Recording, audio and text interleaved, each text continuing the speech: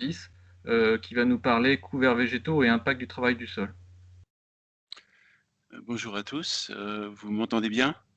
Oui, on t'entend. OK, parfait.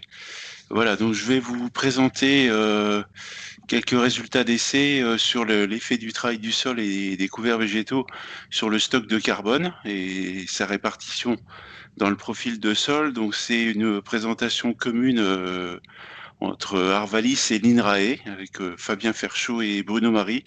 On a un partenariat de longue durée entre nos deux organismes sur ce sujet qui avait démarré dans les années 70 sur des essais de longue durée. Donc, diapositive suivante, s'il vous plaît. Voilà. Voilà. Donc, c'est un sujet étudié depuis de nombreuses années. Donc, il y a eu notamment 3 thèses qui ont été réalisées sur le sujet. Donc, Catherine Ourtz, Julie Constantin et Bassem Dimassi. Et on a eu l'occasion en 2018, notamment sur l'essai travail du sol de Boigneville, de réaliser un bilan complet de cet essai après presque 50 ans de différenciation de pratique. Donc, c'était le mémoire de Nicolas Blazic. Donc, il y a plusieurs sites d'essais qui ont été étudiés par rapport aux pratiques agronomiques et au stockage de carbone. Donc, Boigneville, donc avec 2 essais, donc je les présenterai tout à l'heure. Un essai à Tibi dans la Marne qui est géré par une association régionale qui s'appelle l'AREP, et un essai en Bretagne à Kerlavik, sur un site de la Chambre d'agriculture du Finistère. Donc ce dont on va parler tout à l'heure, ce sera de stock de carbone. Et donc en termes de méthodologie, ils sont réalisés à masse de sol équivalente. Donc là, vous avez un schéma qui illustre pour 3 pratiques de travail du sol différentes, donc du labour au semi-direct, qui correspond à une absence totale de travail du sol. Schématiquement, on a pris soin de mesurer la densité apparente du sol et les teneurs de la surface sur des horizons relativement profonds, pour prendre en compte le fait que les densités du sol peuvent être différentes en fonction du travail. Donc par exemple, si la densité est plus faible sur le labour, les anciens labours peuvent se situer à 28 cm dans l'exemple qui est présenté ici, alors que sur un sol légèrement plus dense en semi-direct, finalement, on sera peut-être à 26 cm pour les anciens labours. Donc en fait, en termes de méthodologie, on prend en compte donc les profondeurs, différentes profondeurs, les concentrations pour ces différents horizons. En général, les mesures ont été faites de 5 cm en 5 cm et avec une mesure de densité apparente. Et donc tout le raisonnement va se faire à masse de sol équivalente en partant de la surface et en allant de plus en plus profond. Donc, diapositive suivante, s'il vous plaît. Donc voilà, donc sur les couverts végétaux, donc c'est un travail qui a été publié dans le cadre de la thèse de Julie Constantin. Donc là, vous avez donc en abscisse sur la figure les quantités de carbone apportées par les cultures intermédiaires, donc en kilos de carbone par hectare et par an. Et en ordonnée, le stockage de carbone, toujours en kilos de carbone par hectare et par an. Donc vous avez 3 essais de longue durée qui sont présents. Kerlavik est le point le situé le plus à droite et le plus en haut. Donc Tibi, c'est TH avec 2 modalités de fertilisation des cultures. Donc N avec une fertilisation azotée normale et N-, c'est une fertilisation réduite de 30%. Et donc Boigneville avec 2 modalités. Donc là, il s'agit d'un essai dit environnement ou essai E qui avait démarré au début des années 90, où il y a 2 modalités, une en labour et une en semi-direct. Donc pour chaque modalité, pour chaque essai ou chaque modalité, on a comparé absence et présence de culture intermédiaire, toutes choses égales par ailleurs. Et donc on voit le résultat. On a environ 27% du carbone apporté par les cultures intermédiaires dans leur partie aérienne qui se retrouve dans le stock de carbone au bout d'une durée de l'ordre de 15 ans. Donc voilà, la mesure a été faite environ 15 ans après le début de la différenciation des pratiques. Donc on a une bonne proportionnalité du stockage par rapport aux apports comment dire, de apport de carbone au sol. Et donc le coefficient est quand même assez fort, hein, 27%. C'est assez proche de la courbe qui a été présentée ce matin à partir des travaux d'Éric Juste, qui situait les couverts autour de 30% environ. Donc on est sur quelque chose qui est relativement proche. Et on peut également signaler qu'il y a des méta-analyses qui ont également situé donc elles sont situées en bas sur la diapositive, qui ont également donné des ordres de grandeur de potentiel de stockage avec la pratique des couverts végétaux qui sont voilà, autour de 300 kg de carbone par hectare par an. Donc en fait, ça confirme le fait que les couverts ont quand même un certain potentiel de stockage à ce niveau-là. Diapositive suivante, s'il vous plaît. Merci. Voilà, donc là, vous avez les mêmes essais. Donc les bâtons en bleu représentent le stockage de carbone, donc c'est ce qu'on avait vu dans la figure précédente, et les points rouges représentent le stockage d'azote, toujours en comparaison entre couvert et sol nu, toutes choses égales par ailleurs. Et là, en fait, les écarts sont peut-être moins différenciés entre les essais. Donc on retrouve finalement des écarts significatifs de stockage d'azote pour l'ensemble des points, ce qui n'était pas forcément vrai pour le carbone, dans la mesure où les écarts n'étaient pas forcément significatifs. Les écarts sont plus resserrés entre lieux que ce qui était le cas pour le carbone, dans la mesure où les rapports C sur N des couverts étaient plutôt plus faibles sur les lieux où les couverts ont apporté le moins de carbone, le moins de matière organique, donc un C sur N un peu plus faible pour les laissés de Bois-Neuville ou de Tibi comparativement à Kerlavik. On peut également signaler que ce stockage d'azote supplémentaire dans les sols à moyen terme a permis d'augmenter la minéralisation d'azote de l'ordre de 25 kg par hectare et par an. Donc c'est quelque chose qui a pu être, qui sera tout à fait intéressant sur un plan agricole. On peut également noter sur les CE de Bois-Neuville qu'il n'y a pas d'écart de production d'apport de carbone au sol par les couverts végétaux, que ce soit en labour ou en semi-direct. Et il n'y a pas d'écart non plus en termes de stockage, c'est-à-dire qu'en fait, que le sol soit travaillé ou pas, l'effet des couverts est resté sensiblement identique. Diapositive suivante, s'il vous plaît. Donc là, on va passer au travail du sol sur un autre essai que ceux présentés précédemment. Donc, il s'agit d'un essai situé à Boigneville, dans l'Essonne, qui a démarré en 1970. Donc, c'est un essai qui va comparer toutes choses égales par ailleurs, donc avec les mêmes pratiques du labour, du travail superficiel et du semi-direct. Donc, on a eu plusieurs rotations, mais c'est notamment une rotation maïs-blé qui a fait l'objet du plus de suivi.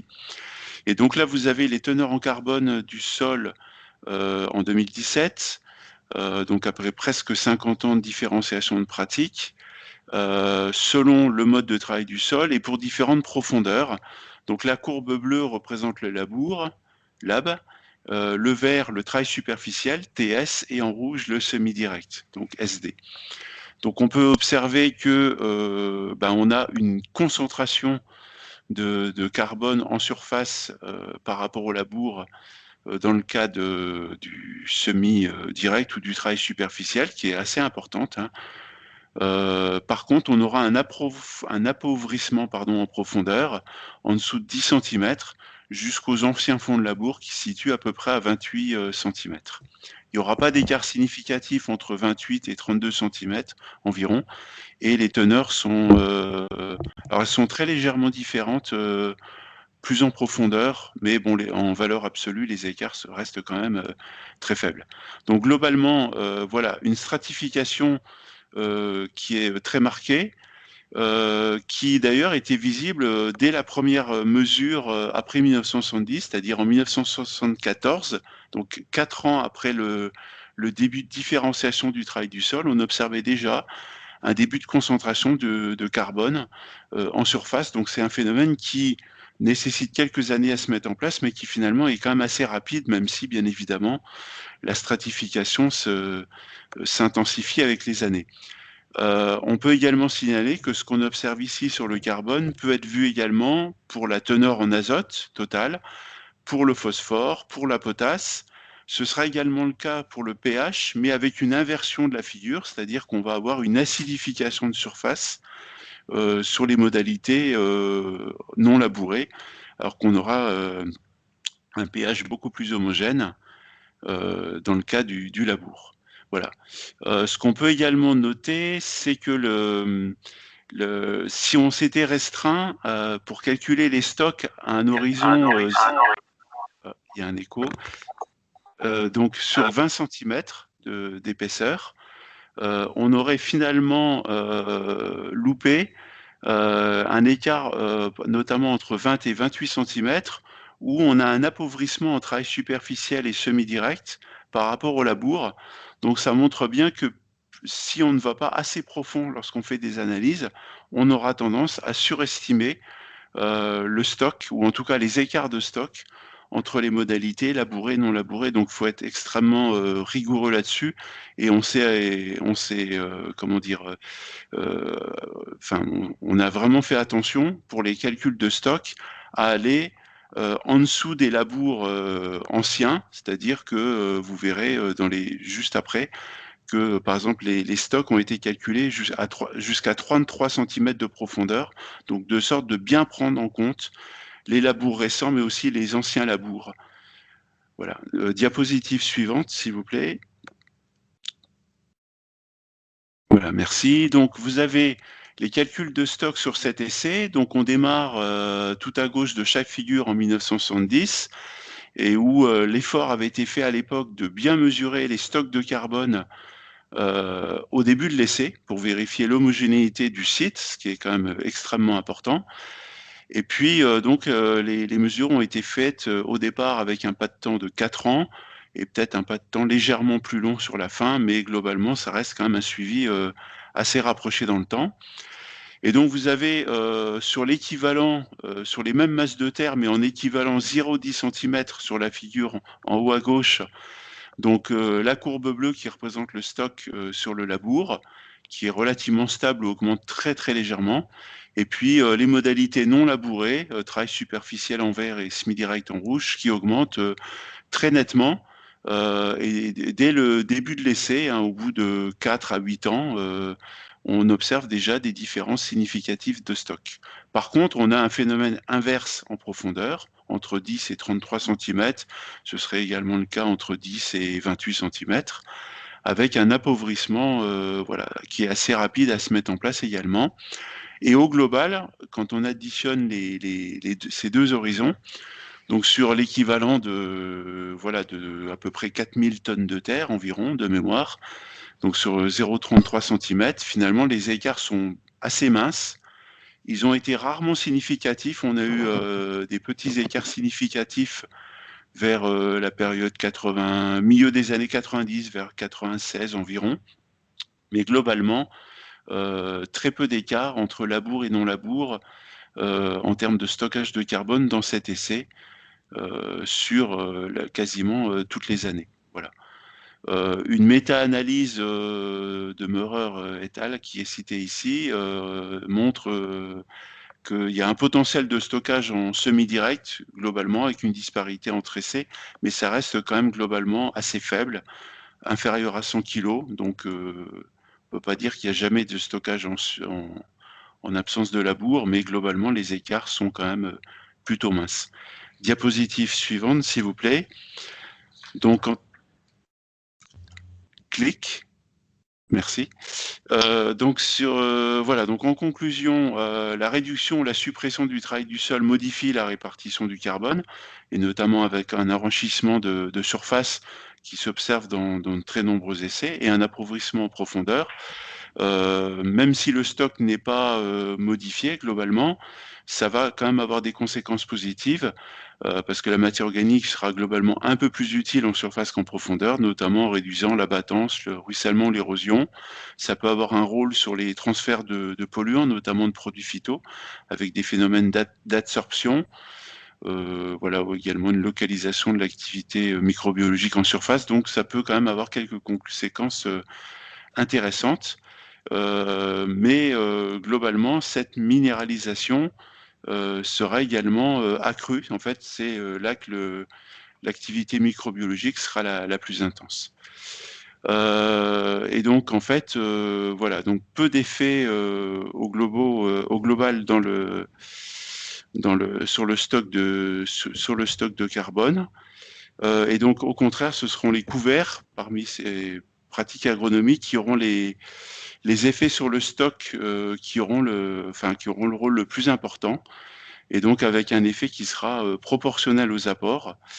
Donc dans la problématique actuelle, on a quand même subi dans la plupart des régions 3 années de sécheresse d'affilée, et avec certaines difficultés à faire des couverts végétaux. C'est vrai que ça pose aussi des questions sur comment faire des couverts avec une biomasse élevée.